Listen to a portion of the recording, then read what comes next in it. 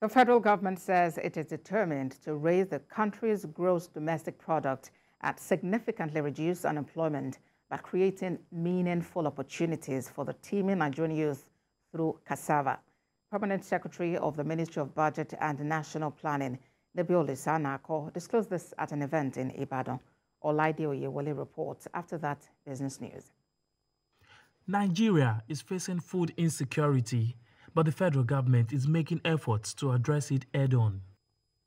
The United Nations recently projected that about 25.3 million people in Nigeria would face acute food insecurity during the June to August 2023 lean season. Implementation of the That is why the federal government, through the Ministry of Finance, Budget and National Planning, is sensitizing these stakeholders on how it would harness the cassava industry for availability of food. Thus, the bioeconomy policy aims at promoting sustainable economic growth and development by creating a bio-based economy that will contribute to job creation, poverty reduction, and increase access to food and energy. This will be achieved through the development of the cassava bioeconomy. According to the National Bureau of Statistics, food inflation surged to 24.32% in January 2023 from the 23.75% recorded in December 2022, the highest in the last 4 years. Now, the sensitization workshop is aimed at demonstrating the effectiveness of private sector approach in promoting investment in renewable biomass. Because we just have to take the bull by the horns. We cannot depend on importation of machineries. We cannot depend on importation of technology transfer. We've got to develop our own basic indigenous technology. That my colleague is willing to donate 2,000 acres of land for this project. To the International Institute of Tropical Agriculture, it is ready to key into the innovation to nip the menace of youth unemployment and hunger in the bud. I want to assure you that IIT is strongly committed to work with you in this and in other projects that shall be identified.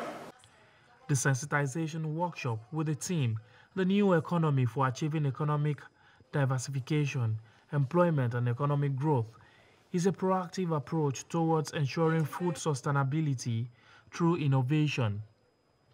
Olaide Oyewole, TVC News, Ibadan.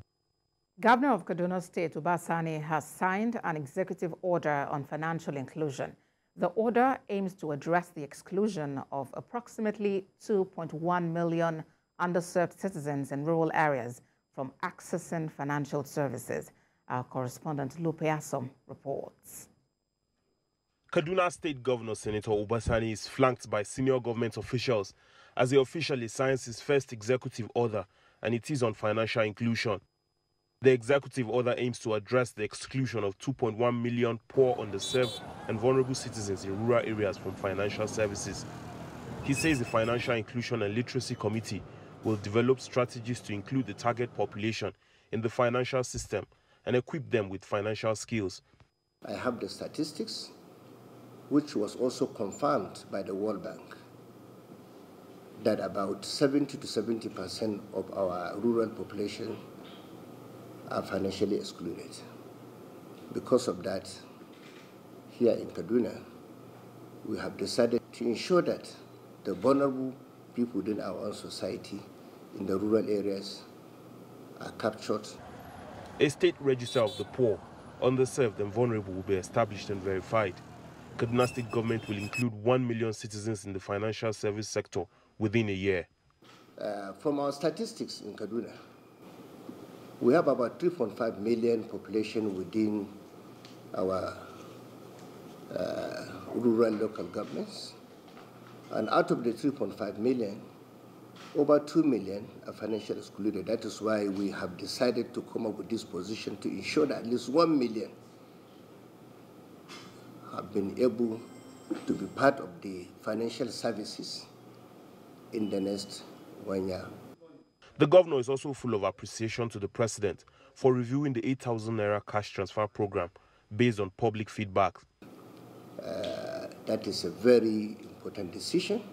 I would like to especially commend Mr. President for putting that transfer on hold until we are able to capture the right people. Because if we don't do that, the monies will go to the wrong people, not the actual vulnerable people within our society. Key stakeholders like traditional rulers and religious leaders will be consulted for mass sensitization. The Committee on Financial Inclusion and Literacy will coordinate implementation together with relevant government agencies. Lupe Asom, TVC News, Kaduna.